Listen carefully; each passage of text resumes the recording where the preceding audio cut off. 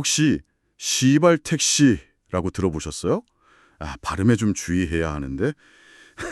아, 네. 들어봤죠. 우리나라 최초 국산차. 네, 1955년 전쟁 끝나고 얼마 안 돼서 나왔잖아요. 뭐 미군 지프 부품에다가 드럼통 같은 거 망치로 두드려 펴서 만들었다던데. 정말 그야말로 시작이었네요. 무에서 유를 창조한. 그렇죠. 근데 그 이름, 시발, 시작이라는 뜻이었다고 하잖아요. 어감이 좀 그렇긴 해도 그 의미는 참 좋았던 것 같아요. 뭔가 처음 시작하는 그 힘. 맞아요. 그 열정 같은 거요. 오늘 저희가 당신이 보내주신 자료를 통해 깊이 들여다볼 이야기도 바로 이 시작에 관한 건데요. 어쩌면 시발 택시보다 훨씬 더 근원적인 그런 의미의 시작입니다. 네, 오늘은 마가복음 1장 1절 하나님의 아들 예수 그리스도의 복음의 시작, 이 한 구절에 담긴 의미를 파헤쳐보는 설교 노트를 함께 살펴보겠습니다. 네, 마가복음의 진짜 첫 문장이죠. 굉장히 짧은데 어떻게 보면 어마어마한 선언입니다. 그러게요.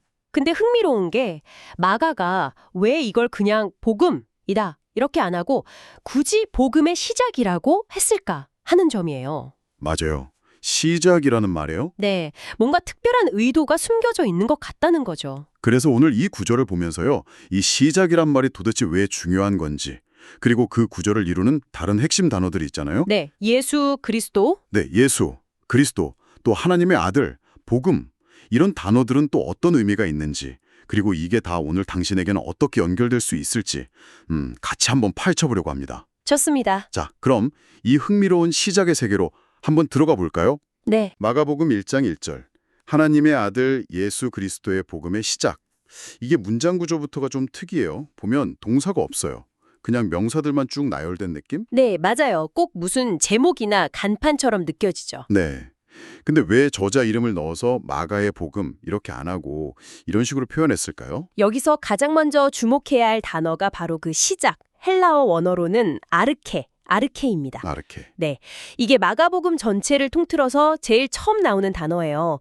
맨 앞에 뒀다는 것 자체가 마가가 이 단어를 정말 중요하게 생각했구나 하는 걸 보여주는 거죠. 이게 단순히 시간 순서상으로 여기서부터 시작 이런 의미를 넘어서요. 어떤 것의 근원, 기원, 더 나아가서는 뭐랄까 세상을 움직이는 근본적인 원리나 힘 이런 깊은 의미까지 담고 있어요. 근원이나 원리요? 네, 창세기 1장 1절에 나오는 태초에라는 단어랑 같은 단어이기도 하고요. 정말요? 와, 그럼 무게감이 확 다른데요? 그러니까 단순히 자, 이제 이야기 시작합니다. 이 정도가 아니라 그렇죠. 우리가 지금부터 다룰 이 복음이라는 것의 뿌리, 그 근본적인 원리가 바로 예수 그리스도에게서 나온다. 그분이 모든 것을 원천이다. 이런 선언적인 의미가 되는 거군요. 정확합니다. 네. 그리고 이게 굉장히 중요한 포인트예요. 복음이 예수 그리스도라는 한 인물의 삶과 가르침, 또 죽음과 부활이라는 그 역사적 사건으로 완성되긴 했지만 그걸로 그냥 딱 끝나서 과거의 유물처럼 박제되는 게 아니라는 거죠. 과거의 사건이 아니다. 네. 그분을 통해 시작, 아르케 되어서 그 시작된 힘이 시간을 넘어서 오늘 우리에게까지 계속 흘러오고 이어지는 살아있는 이야기다. 이런 뉘앙스를 아주 강하게 풍기는 겁니다. 이 아르케라는 단어가 마가복음 전체를 이해하는 데 정말 중요한 열쇠가 되는 거죠. 그렇군요. 아르케.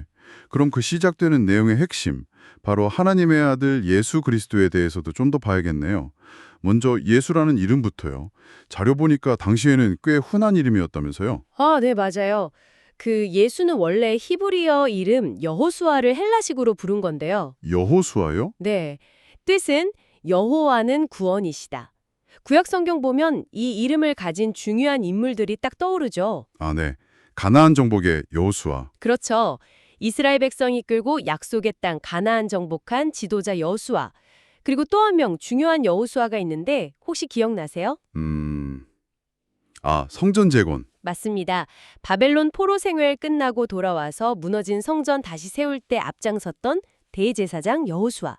둘 다 하나님의 구원 역사에서 아주 결정적인 역할을 했던 인물들이에요. 그렇네요. 마가가 복음서를 쓸 당시에 이스라엘은 아시다시피 오랫동안 외세 지배 아래 있었잖아요. 바벨론 이후로 페르시아, 그리스 그리고 로마 제국까지. 네, 계속 지배를 받았죠. 그러니까 사람들 마음속에는 당연히 언제쯤 이 고통이 끝나나 하나님이 약속하신 그 구원은 도대체 언제 오는 건가? 이런 간절한 기다림이 있었을 거고요. 그렇죠. 메시아를 기다리는 마음. 네, 그래서 많은 부모들이 그런 희망을 담아서 아들 이름을 예수 또는 여호수아라고 지어줬던 거예요. 어떻게 보면 아주 평범한 이름인데 그 속에는 사실 아주 특별한 민족적인 염원이 담겨 있었던 거죠. 흔한 이름 속에 그런 간절함이 있었군요. 그럼 그리스도는 뭔가요? 이건 이름이 아닌 거죠? 네, 그리스도는 이름이 아니라 칭호, 일종의 직함으로 보는 게 맞습니다. 직하며. 네, 히브리어로는 메시아라고 하죠. 이걸 헬라어로 번역한 게 크리스토스, 우리말로는 그리스도가 된 거고요. 메시아. 원래 뜻은 기름 부음을 받은 자예요. 구약 시대에는 왕이나 대제사장 또 선지자처럼 특별한 직분을 맡길 때 머리에 기름을 붓는 의식을 했거든요.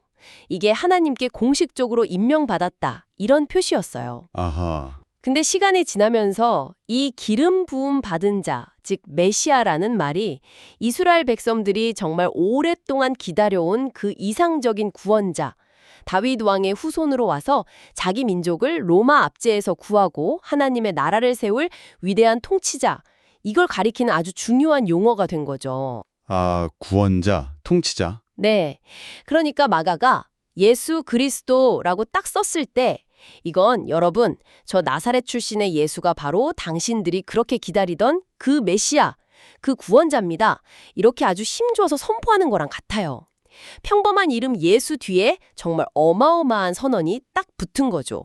와, 예수라는 이름이 흔했다는 걸 알고 나니까 이 그리스도라는 칭호가 더 강렬하게 다가오네요. 그리고 하나님의 아들이라는 표현, 이것도 정말 중요한 선언이죠. 그렇습니다. 자료 보니까 일부 사본에는 이 구절이 없다는 이야기도 있던데요. 그래도 이게 왜 중요한가요? 아, 네. 그게 일부 아주 오래된 사본에 하나님의 아들 이 부분이 빠져 있어서 학자들 사이에서 약간의 논의가 있긴 해요. 이게 마가가 처음 쓴 원본에 있었던 거냐 아니면 후대 신앙 고백으로 덧붙여진 거냐 이런 논의죠. 네. 하지만 우리가 오늘 보고 있는 이 자료에서는 설령 그렇다 하더라도 이 표현이 예수님의 신성, 즉 그분이 단순히 위대한 인간 스승이나 예언자 정도가 아니라 하나님 자신과 같은 본질을 가지신 분, 참 하나님이심을 분명하게 드러내는 핵심적인 선언이다. 이렇게 강조하고 있습니다. 예수님의 신성을 드러내는 핵심 선언이다. 네, 예수님의 정체성을 밝히는 데 있어서 정말 빼놓을 수 없는 부분이라는 거죠. 그렇군요. 자, 마지막으로 복음입니다. 기쁜 소식이란 뜻은 많이들 아실 텐데 이 단어에도 아주 흥미로운 배경이 있다고요? 네, 이 복음으로 번역된 헬라어 유앙겔리온이라는 단어의 원래 쓰임새가 아주 재밌어요. 어떤 건데요? 초기에는 좋은 소식 자체보다는요, 좋은 소식을 가져온 사람에게 주는 보상금, 약간 이런 의미로 쓰였대요. 보상금이요? 특이하네요. 네, 그러다가 점차 기쁜 소식 자체를 뜻하게 된 거죠. 근데 특히 마가가 살았던 그 로마 제국 시대에는요, 이 유앙겔리온이라는 단어가 아주 특별한 경우에 사용됐어요. 특별한 경우라면요? 바로 로마 황제와 관련된 기쁜 소식을 선포할 때 쓰였던 공식 용어 같은 거였어요. 황제요? 로마 왕제? 네, 예를 들면 새로운 황제가 태어났다거나 황제가 즉위했을 때 아니면 황제가 어느 도시에 방문한다거나 또 로마 군대가 전쟁에서 아주 큰 승리를 거두었을 때 이런 소식들을 유앙겔리온이라고 불렀습니다. 그야나르로 제국 전체에 울려 퍼지는 최고의 군 뉴스였던 거죠. 와, 세상에. 잠깐만요. 그럼 로마 황제에게나 쓰던 그 시대 최고의 권위와 기쁨을 상징하는 단어를 가져다가 저 나사렛 출신 예수라는 인물에게 적용을 했다는 거잖아요. 바로 그겁니다. 이야, 이건 거의 혁명적인 발생인데요. 정말 대담하고 파격적인데요. 네, 그쵸. 마가뿐 아니라 사도 바울 같은 신약 성경 저자들이 아주 의도적으로 이 단어를 가져다 쓴 거예요. 세상의 통치자인 로마 황제가 주는 소식은 기껏해야 일시적이고 제한적인 기쁨일 뿐이지만 온 세상을 위한 진짜 기쁜 소식, 즉 예수 그리스도를 통해 죄와 죽음으로부터 해방되고 영원한 생명을 얻고 하나님의 통치가 시작되었다는 이 구원의 소식이야말로 진정한 유앙겔리온이다. 이렇게 선포한 거죠. 와, 당시 로마 사회의 가치관에 그냥 덕면으로 도전하는 어떻게 보면 의미의 전복이라고 할 수 있어요. 정말 대단하네요. 그런 깊은 뜻이. 자, 이렇게 엄청난 선언으로 복음서를 시작한 저자 마가 요한은 그럼 어떤 사람이었을까요? 우리가 아는 그 마가의 다락방 주인이랑 관련이 있다면서요? 네, 그 사도행전에 보면 마가라 하는 요한이라고 나오잖아요. 네네. 그 인물과 동일 인물로 보는 게 일반적입니다. 요한은 유대식 이름이고 마가는 로마식 이름인데 아마 로마 시민권을 가졌거나 로마 문화에 좀 익숙한 배경을 가진 사람이 아니었을까 추정해요. 아, 이름이 두 대였군요. 네, 그리고 사도행전 12장을 보면 베드로가 감옥에서 기적적으로 나왔을 때 찾아간 곳이 바로 마가라 하는 요한의 어머니 마리아의 집이었고 거기에 많은 사람들이 모여서 기도하고 있었죠. 네, 그렇죠. 바로 그 집이 예수님의 최후 만찬 장소이자 오순절 성령 강림 사건이 일어났던 그 유명한 마가의 다락방일 가능성이 높다고 봅니다. 예루살렘에 꽤 큰 집을 가지고 있었던 걸 보면 상대적으로 좀 유복한 집안 출신이었던 것 같아요. 그렇군요. 그런데 이 마가가 처음부터 막 신실하고 용감하고 그랬던 인물은 아니었다는 점이 또 흥미로워요. 자료 보면 선교 여행 중에 힘들다고 중간에 돌아갔다는 기록이 있잖아요. 아, 맞아요. 그 사건이 참 중요하죠.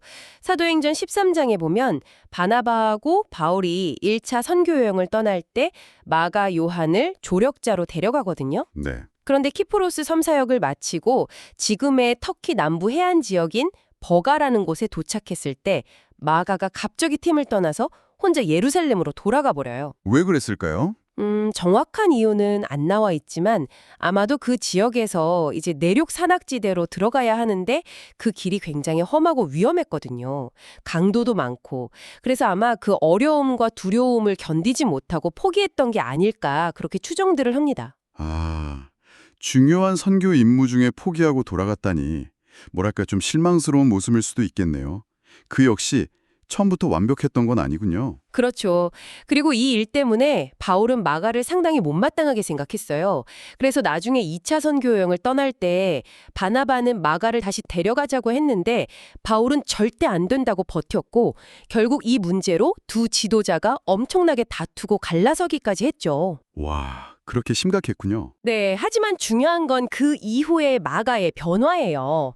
자신의 그 실패와 연약함을 딛고 일어섰던 것 같아요. 바나바하고 같이 다시 사역에 참여했고 또 시간이 많이 흘러서는 결국 바울로부터도 그가 나의 일에 유익하니라 디모데후서 4장 11 이렇게 인정받을 만큼 성숙한 동역자로 성장합니다. 아, 다시 인정을 받았군요. 네. 그리고 마침내 예수 그리스도의 복음을 기록하는 이 엄청난 사명을 감당하게 된 거죠. 어쩌면 그 실패를 경험했기 때문에 그 넘어졌다가 다시 일어나는 과정을 알기 때문에 이 복음의 시작이라는 주제를 더 깊이 이해하고 기록할 수 있었는지도 몰라요. 그의 삶 자체가 실패 후의 새로운 시작을 보여주는 셈이니까요. 그러네요. 마가 자신의 삶도 아르케였네요. 자, 그럼 다시 처음으로 돌아가서 마가가 자신의 복음서를 그냥 복음이 아니라 복음의 시작, 이 아르케라고 이름 붙인 이유를 한번 정리해보죠. 마가 자신의 경험까지 알고 나니까 이 시작이라는 단어가 더 의미심장하게 다가오는데요. 네, 핵심은 이겁니다. 예수 그리스도를 통해 시작된 복음은 그분의 삶과 죽음 그리고 부활로 완성되었지만 그걸로 끝나거나 과거의 사건으로 그냥 멈춰 있는 게 아니라는 거예요. 네, 아까 말씀하신 것처럼 네, 그 시작은 계속되어야 한다는 거죠. 그럼 누구를 통해서 계속되느냐? 바로 그분을 따르는 사람들을 통해서입니다. 마가는 예수님을 직접 따랐던 제자들 그리고 그 이후 모든 시대의 제자들을 통해 이 복음 이야기가 계속 이어져 나가야 한다.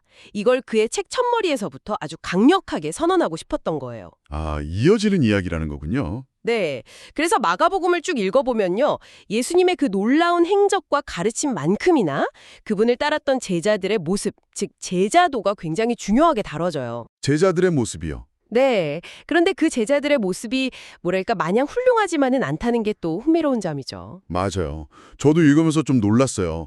제자들이 실수도 엄청 많이 하고 예수님 바로 옆에 있으면서도 제대로 이해 못할 때도 많고 심지어 마지막에는 다 도망가잖아요. 그렇죠.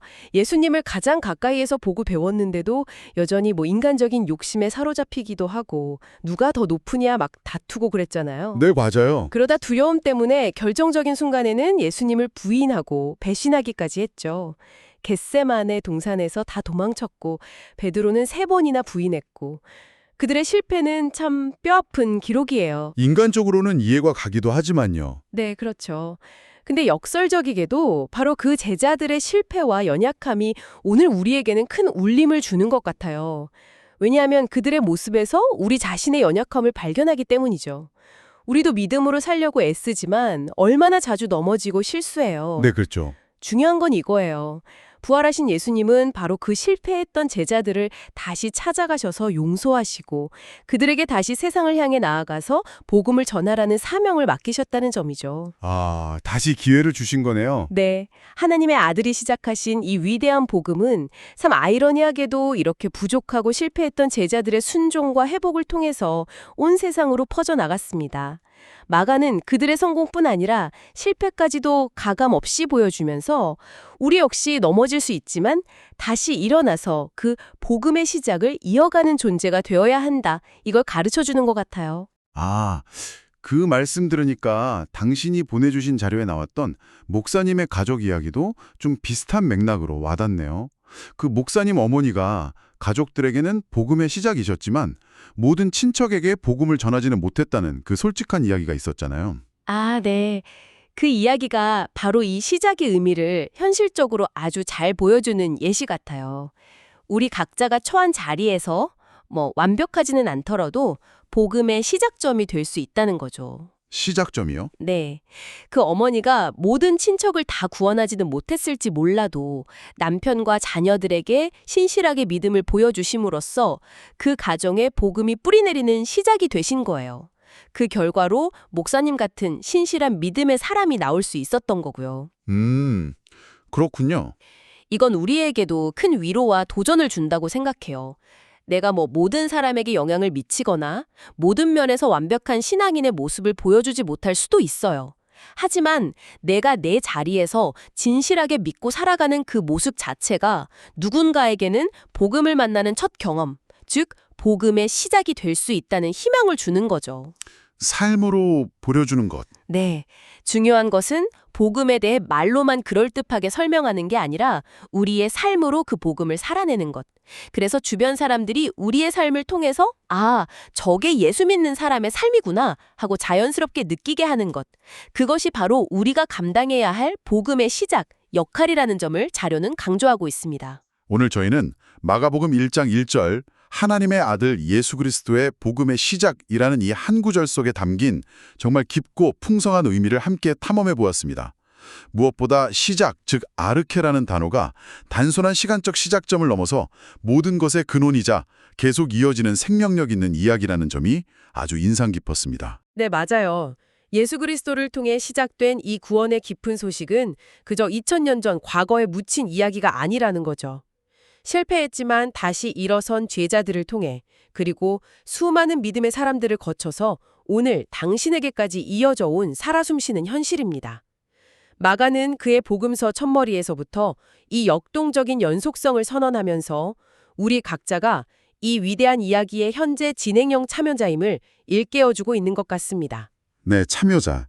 그리고 이 이야기의 참여자로서 우리가 단순히 복음 지식을 아는 것을 넘어서 우리의 삶의 현장에서 복음의 시작이 되어야 한다는 도전도 받은 것 같아요. 입술의 고백을 넘어서 삶으로 복음을 살아내어 보여주는 것. 그것이 바로 우리에게 주어진 아르케의 사명이라는 생각이 드네요. 네, 그렇습니다. 그래서 마지막으로 당신에게 이런 질문을 한번 던져보면서 오늘 이야기를 마무리하고 싶습니다. 당신의 삶에서 당신의 가정과 또 일터 그리고 관계 속에서 당신은 어떻게 이 복음의 시작, 아르케가 될 수 있을까요? 때로는 성공하고 때로는 실패했던 제자들의 모습이 우리에게 용기를 주듯이 당신의 삶의 여정 속에서 복음을 진실하게 살아내는 것은 과연 어떤 모습일지 잠시 멈추어서 한번 깊이 생각해보는 시간을 가져보시면 좋겠습니다.